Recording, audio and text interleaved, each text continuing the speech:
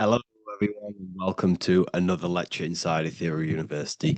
In this lecture, you will learn about the death process and how to prepare for it, and why that preparation is so important.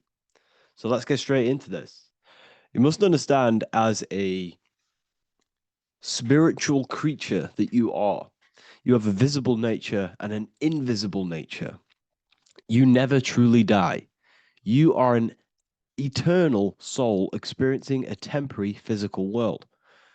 The inner world of thought and emotion is eternal, while the outer world of matter is mortal. Everything that is seen is mortal, everything that is unseen by the eyes is immortal. When you die, your external physical world will be stripped away, leaving only your pure consciousness in its raw form, drifting within the astral plane. So here you see your physical external body and your internal world. And your internal world is your state of consciousness. It's your state of consciousness. Your thought and emotion is one overall state. Okay? So you must understand these planes. You have the physical body, the etheric double, an astral body, a mental body, and the Buddhic body. When you die, you leave the physical plane. Then you will more than likely leave the etheric plane because the ether acts as like a portal. Everything comes out of the ether and returns back to the ether. I can break that down in another video in electromagnetism. But electromagnetism is ether, energy coming in and out of the ether. You will, every single day you die, every single day. There's a cycle of life and death occurring all the time. Every single day, you go to sleep, you go back, your consciousness slips back through the ether. And then when you wake up, your consciousness comes back through the ether into the physical plane. Death is just a bigger macrocosm of the microcosm cycle of life and death. So you will return back to the astral, which is the realm of imagination, infinite possibilities. And this is where thought forms start to manifest. Okay. So depending on how advanced you actually are mentally and emotionally, will depend how long you stay in the astral. Now, what we must understand is that there is many different components to the astral. We have the higher astral, the middle astral, and the lower astral. These are all vibrational states. So if your mind and soul is operating in lust, lust, desire, hate, food, physical addiction, smoking addictions, then these are quite heavy. These are quite heavy attachments to your consciousness, and they're quite low level desire, which means they have a low vibration. You will manifest in the lower astral when you're stripped from your physical body. The lower astral is not inherently evil. However, there's just low vibrating things going on there. Low vibration does not mean evil. Okay. So just like bad doesn't mean evil. Okay. Uh, in the lower astral, you are going to see lower astral beings. You're going to see spirits, souls with low level desire. Okay.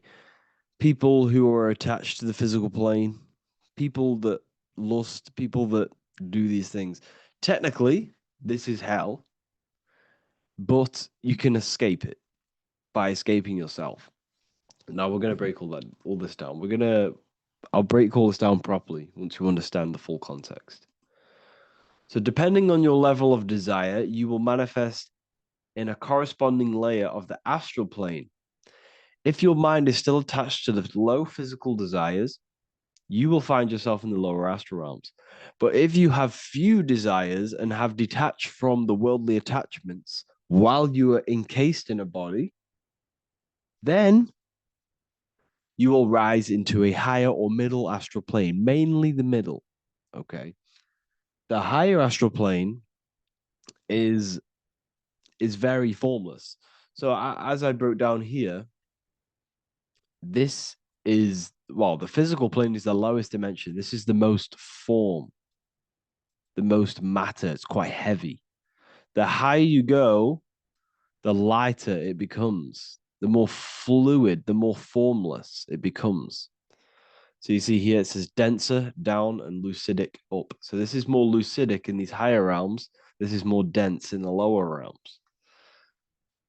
So this is why the ancient Egyptians were always talking about, I'll show you this. This is showing you death. So first of all, we have Anubis, which represents death. Here you have the heart, which represents the soul.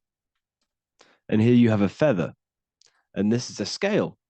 You see how this is a balanced scale? So what this is symbolizing, this represents death. This represents your heart, and this is a feather. So when you die, your heart must be as light as a feather, which means your emotions, your soul, should have no attachments to the world. It should be light. It should be detached. This is why the word light and light are the same. Light is in heavy and light is in very bright. Because when you're less attached to the things, your soul shines. You're authentic. You're light. You're very bright soul. And you have no attachments. Your light is in not heavy. So you must detach from the worldly desires. We have to detach from the smoking, the food. This is why we should fast. Smoking, this is why we should detox. We should also meditate. We should also be able to sit with ourselves for long periods of times. Okay, I'm going to break all this down properly. But that's why the Egyptians show you the symbolism here. Okay. So you're stripped of your material body. So that state of consciousness you're in right now, your inside world, if you shut your eyes, that state you're in, that is what you're going to experience when you die. Okay. And you're going to be manifested into the astral. In the physical plane, you can mask or hide almost anything. But in the spiritual realm, you cannot. The astral body, your thoughts and emotions directly shape your spiritual body, your astral body, revealing your true inner state. So your desires that you can hide in the physical plane, your emotions, your thoughts, you can't hide any of that in the physical, in the spiritual plane, in the astral plane. That will directly shape who you are, your color of your astral body, and your astral body as a whole. So here we have Kim Kardashian. If you could see this lady's astral body, you would run so far that you would be horrified for the rest of your life. If you could see their spirit, their astral form, it would be horrific because their mind is so attached to, you know, physical things, so attached to desire, money, fame, worship, power. These people do not want to die. These billionaires and millionaires will never want to die. They will do whatever they can to stay alive because they understand what when they die, they have to face themselves. They have to face their inner world. And their astral body, their true authentic self on the inside is horrible and horrific and so low vibration. So this is where it comes in. You must be as light as a feather. This is what the Egyptians are showing you in their artwork. Your soul must be as light as a feather. In order for the soul to ascend to a higher plane and not look at that physical plane and say, I want to go back or I want to desire things down there, you must detach now and prepare for death. Hell is not a place, it's your own personal suffering born from within. If your mind and soul are deeply attached to mental fixations, emotional wounds, and physical addictions tied to the material world, that pain will follow you into the astral. This is your true judgment day. You judge yourself when you die. You see your authentic self. There's no hiding. Right. Imagine right now that that everything you cling to was stripped away. No matrix, no electricity, no food, no TikTok, no phone, No possessions, no distractions, no one else. Could you sit alone with yourself for just 1 hour? Could you sit alone with your thought and emotion? That moment of truth is what you must begin to prepare for. Could you sit alone with yourself? Can you sit alone for long periods of time and just think? And if you cannot, then you're running from your internal world. You're running from your thoughts. You're distracting yourself from your thoughts. This is what we must address. Now, don't feel bad if this is you. We've all have problems. We all have internal problems. But this is what we have to face directly in order to prepare for life after death. We must meditate for long periods of time. Not even meditation. We should be able to sit with ourselves with no distractions and just think. This, this is what the people of the past used to do when we had no technology. People would sit and think for hours. This is what we need. Because if you cannot sit with yourself, imagine sitting with yourself with no physical body. That's the level that's going to happen. And we need to prepare for that. The soul and mind must become as light, as weightless, as radiant as a feather to ascend to a higher plane and move beyond the physical life. To rise, they must release heaviness, attachments, burdens, fears, and desires. The lighter and brighter your inner being becomes, the more freely it can rise into a higher state of existence. Ascension is not about going somewhere, it's about becoming something pure, clear, and luminous. Okay, this is very important. Very, very important. We must detach from the worldly things. So, enough of that. How do we do it? How do we attach? How do we prepare? Number one, you must detach from the material things. Start loosening your grip on things, possessions, titles, even identities. They are temporary. Appreciate them, but don't let them define you. Let nothing outside of you define you. Nothing. Your name is not you. Your job is not you. Your reputation is not you. Your bad past is not you. Your good past is not you. Your business is not you. Everything outside of you is not you. Now, what I'm saying is, I'm not saying go full right hand path and never care about anything physical, never care about your family, don't love your family. I'm not saying that. What I am saying, love these things, love these outside things, but do not become attached and do not let them define you. You must be okay with losing anything that is outside of you. You must be okay with that because you must understand the physical plane is it's promised that everything is temporary. Everything is temporary in this plane. So don't ever think it's going to be there forever because it's not. And you must remind yourself, not remind yourself, but I think about this sometimes when I start becoming a bit attached to work and stressed. Uh, I just remind myself that I'm going to, this is temporary. I'm going to leave this world one day and I'm not going to care. So you must have the balance. Okay. The balance is key.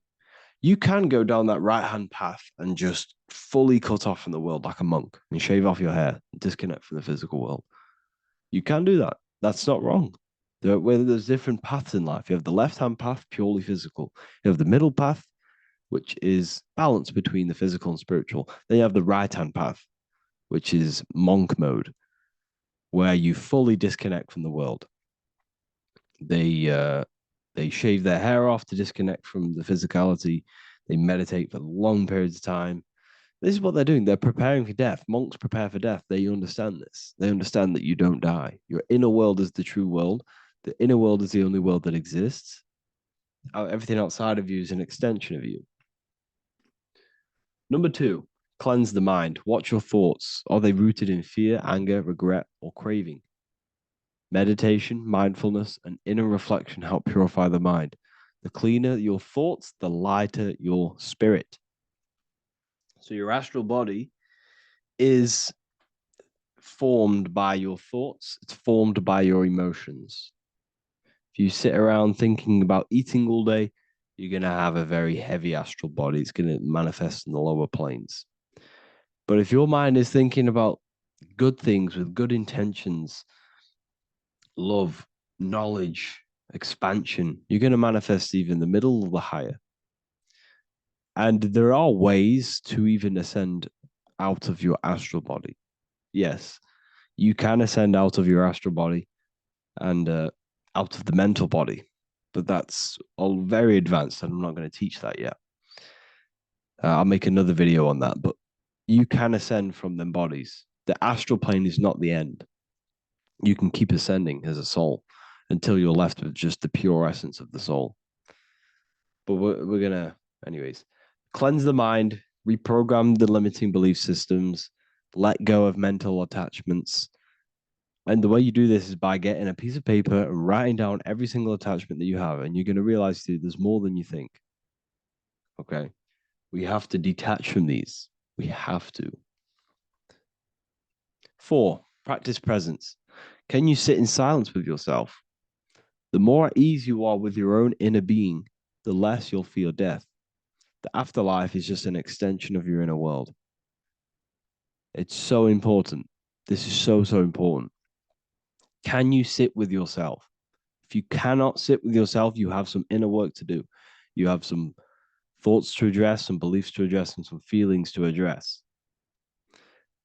Okay, so practice sitting in the present, meditation, or just literally sit there and try and be okay with yourself. And if you can't be okay with yourself, then there's something you need to address, whether it's a belief system, whether it's an emotional trauma, or something. This is what we must reshape, refine, and let go of. Live truthfully, speak and act from your soul, not from fear or ego. The more authentic you are, the more aligned you become with your true self, which carries beyond this life. The ego is your mind's perception of itself while being incarnated in this world. It's been shaped by your experiences, your thoughts, your beliefs, and your emotions. So your ego is basically this false thought form that you've created. It's a false layer of yourself that sits on top of your true authentic self. It's basically your physical character.